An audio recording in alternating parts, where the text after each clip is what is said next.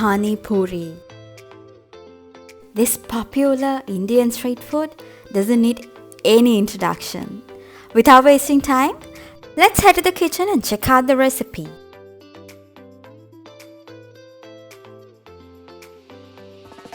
First step, we are going to make puri dough. For that we need a cup of semolina or suji, 3/4 cup of wheat flour, salt to taste, half a teaspoon of oil. Mix the flour mixture well, add water gradually and make it a nice and soft dough.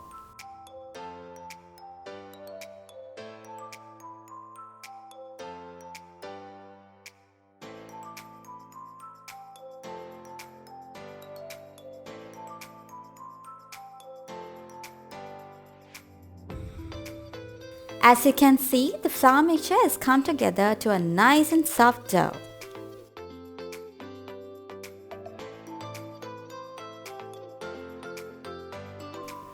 Now this dough gets to dry often, hence cover it with a wet cloth. Keep it aside for exactly 30 minutes. Now let's get started with our mince syrup. A handful of coriander leaves, a handful of mint leaves, 2 or 3 green chillies, and a piece of ginger. To this, I'm adding 2 tablespoons of lime juice, also a pinch of salt. Finally, I'm adding a teaspoon of roasted cumin seeds. Add some water, blend everything together, strain and keep the syrup aside.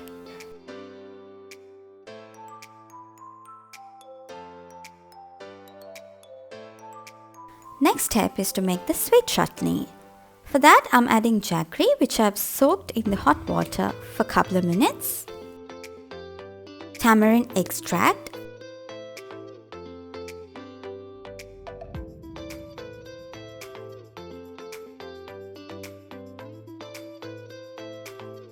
I'm adding dates. I have taken 5 to 6 dates, which is deseeded, and I have cut them into small chunks. Now boil this mixture for about 10 to 12 minutes until it becomes very thick.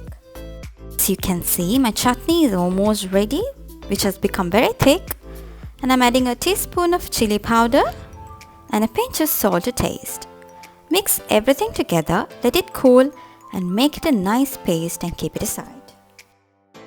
This sweet chutney can be used even with rice. This is fantastic with yellow rice.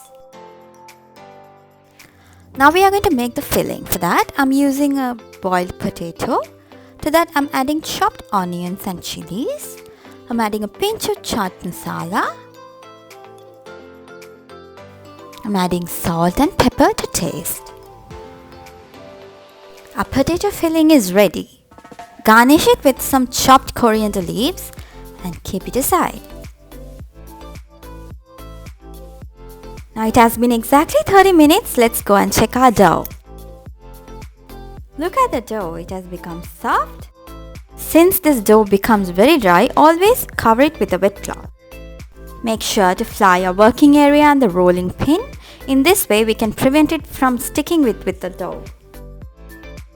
Now start kneading your dough. This is going to soften your dough even more. Once that's completed, you can start rolling it into a very thin layer.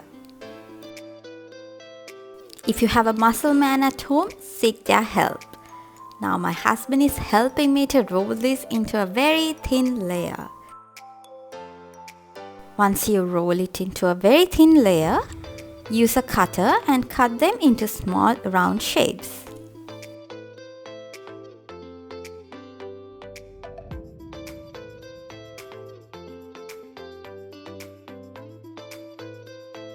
Our tiny mini puris are ready. I'm going to fry them.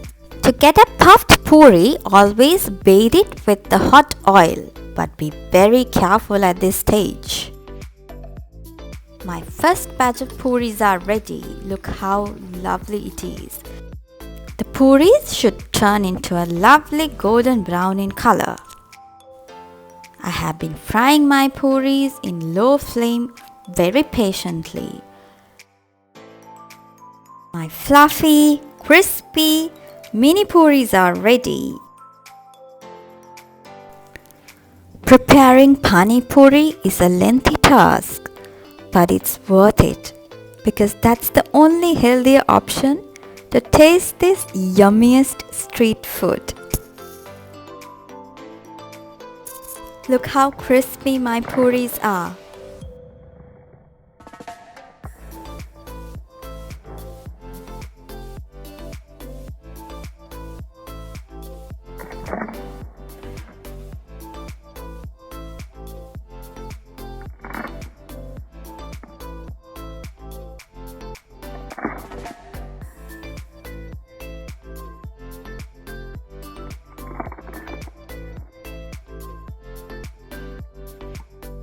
To this crispy mini puri, add a spoonful of potato filling and a little bit of sweet chutney. Finally, ample of mince syrup and enjoy.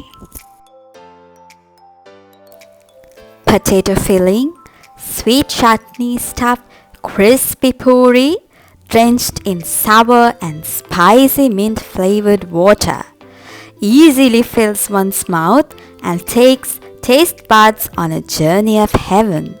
And it's no wonder that it's a popular street snack along the length and breadth of India and known as Golgappa, Puchka, Pakodi, Pani Puri, etc.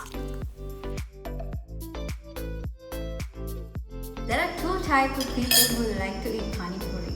Who eat Pani Puri, who can't live without Pani Puri. And I am the second type. Preparing Pani Puri at home is not only a healthier way of enjoying it, but also allows you to customize it the way you like it. I hope you enjoyed my Pani Puri recipe. You should definitely try this at home. Give it a try and do let me know. I'll see you on another video. Until then, eat healthy and stay safe. Bye.